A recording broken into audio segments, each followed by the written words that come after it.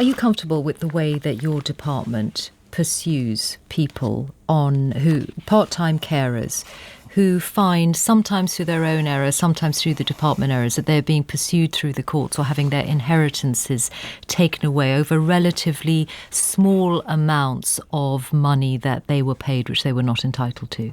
Well, I think the circumstances you're referring to are people receiving means-tested benefits when they wouldn't have met the means test. And typically how that can happen is that somebody has cash in their bank account up to a certain level, which means that they wouldn't actually qualify for the benefit. And I think there's a good reason why benefits are means tested, so we can focus them. Actually, I think there are a whole series. Just so I think the issue is broader than that. There are a number of cases of people who were working part time. In some cases, they were not told that the amount of work that they were doing really matters. I'm going to give you one example. A woman who has told the BBC of her shock after the government seized £16,000 left to her by her mother because she was overpaid her carer's allowance. She said she was told by a social worker she didn't have to tell your department about the job.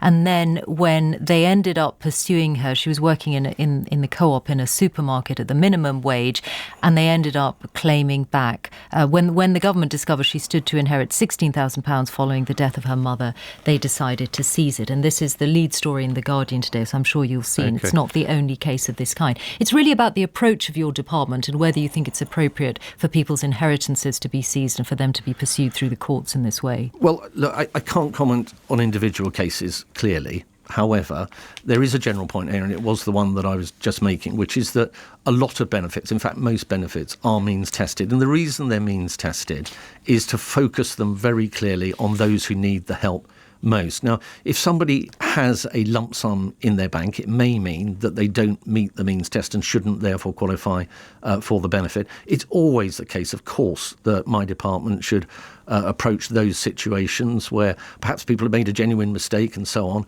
in a reasonable, measured and proportionate manner. And I'm confident that in the vast, vast majority of cases that's exactly what happened. But I don't think we can step back from the principle, which is that if, for example, somebody had multiple tens of thousands of pounds in their bank account and, for example, then got themselves onto universal credit, for example, that would be wrong. It's a means-tested benefit. If you've got more than £16,000 in the bank, you don't qualify for it. And I think the taxpayer and people more broadly expect a system that is consistent as well as fair, and that we apply the rules consistently without fear or favour.